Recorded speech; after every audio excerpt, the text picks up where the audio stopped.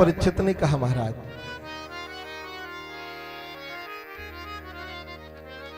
आपने मेरे प्रश्नों का समाधान किया, पर प्रश्न मेरे पास बहुत हैं।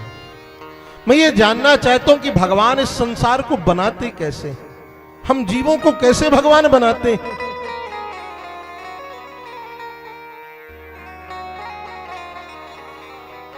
भाई आपने कहा कि संसार की संसारिकता में मन जिसका फंसा हुआ है वह भगवान को नहीं प्राप्त कर सकता।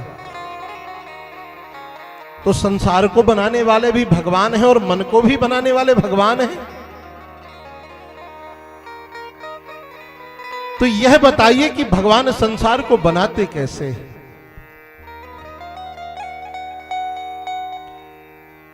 सुखदेव महाप्रभु कहते हैं, परीक्षित सावधान होकर सुनना कि अहमेवासमेवाग्रे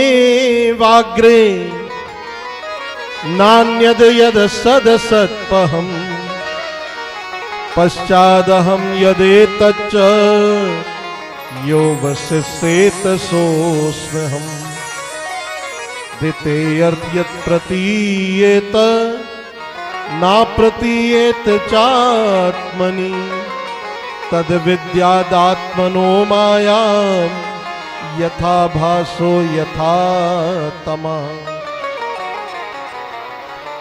भगवान संसार को कैसे बनाते हैं? कोई मटेरियल नहीं है भगवान के पास। अहम एवास अग्रे, भगवान की स्वयं की परिकल्पना है। एकोहम बहुश्यामी, आहा पधारी, एकोहम बहुश्यामी, एक से अनेक हो जाए।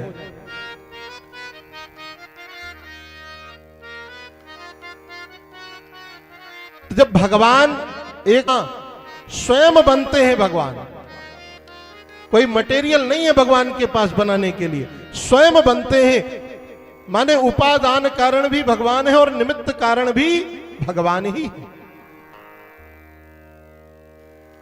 और देखो प्रत्येक जीवात्मा में भगवान विद्यमान है, प्रत्येक कण में भगवान विद्यमान है। केवल कल्पना मात्र करते हैं भगवान की एक से अनेक बन जाए तो भगवान की सृष्टि विस्तार ले लेती है। और ये जो संसार में चल रहा है ना, ये खेल है भगवान के लिए। क्या है? खेल। गोस्वामी जी तो कहते हैं विधि हरि शंभु न चावन वारे। ये खेल चल रहा है कैसा? कहे एक गेंद भगवान घड़ा बनाते हैं, एक उस घड़े रूपी गेंद से खेलता है और तीसरा आता है तो घड़े को फोड़ देता। बनाने वाले भगवान ब्रह्मा, चलाने वाले भगवान नारायण और मिटाने वाले भगवान शिव। ये खेल है भगवान का जो संसार में चल रहा है।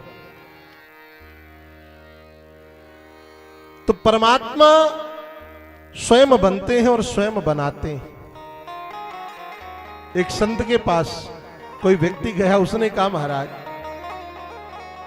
आप लोग बात बात पर कहते हो सारी सृष्टि भगवान की, सब कुछ भगवान का, हमें तो कहीं दिखाई नहीं देता। आप लोग कहते हो खुदा की खुदाई का, खुदा की खुदाई कहां है? खुदा की खुदाई तो महात्मा फकड़ी थे। फकड़ी महात्मा ने कहा कल आना, कल बताएंगे। तो महात्मा लेकर के गए, दूसरे दिन पहाड़ों पर चढ़े। बेचारा थक तो गया।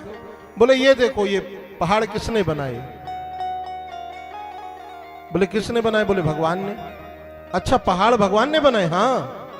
ये समुद्र, ये नदियां, ये वृक्ष सब भगवान ने बनाए। अच्छा ये नदियां भगवान ने बनाई? तो महात्मा ने कहा यही तो है खुदा की खुदाई। तो बोले ये है खुदा की खुदाई? तो महात्मा फकड़ी थे। महात्मा ने क्या क्या फिर तेरे बाप ने बनाई? अरे भाई यही तो है खुदा की खुदाई। आप विचार करो, वह वृक्ष जो पर्वत की चोटी पर लगे हैं, वह वृक्ष क्या कोई जल देने जाता है उन वृक्षों पर? कोई नहीं जाता उनका ख्याल रखने के लिए, फिर भी वह वृक्ष हरे भरे। ये नदियां, ये तालाब, ये पर्वत, सारा स्वरूप ही भगवान का है। विराट स्वरूप का वर्णन करते हुए सुखदेव महाप्रभु कहते हैं ये जितनी वृक्षावलियां हैं सब भगवान के रोम हैं। क्या है? रोमावली। भगवान का उदर ही समुद्र है। ये जितनी नदियां हैं ये भगवान की नाड़ियां हैं। और देखो जो बनाता है ना वही संसार को चलाता है। कि रचा है सृष्टि को जिस प्रभु ने वही ये सृष्टि चला रहे हैं। रचा है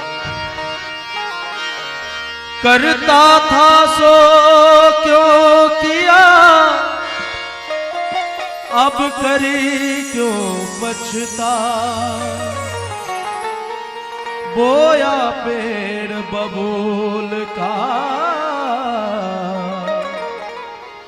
तो आम कहां से खा। जो परमात्मा इस संसार को बनाते हैं वही परमात्मा इस संसार को चलाते हैं। रचा है सृष्टि को जिस प्रभु ने वही ये सृष्टि चला रहे हैं। भगवान ही बनाते हैं और भगवान ही संसार को चलाते हैं। कहने का भाव अहमेवासमेवाग्रे नान्यद यदि सद सत्परम।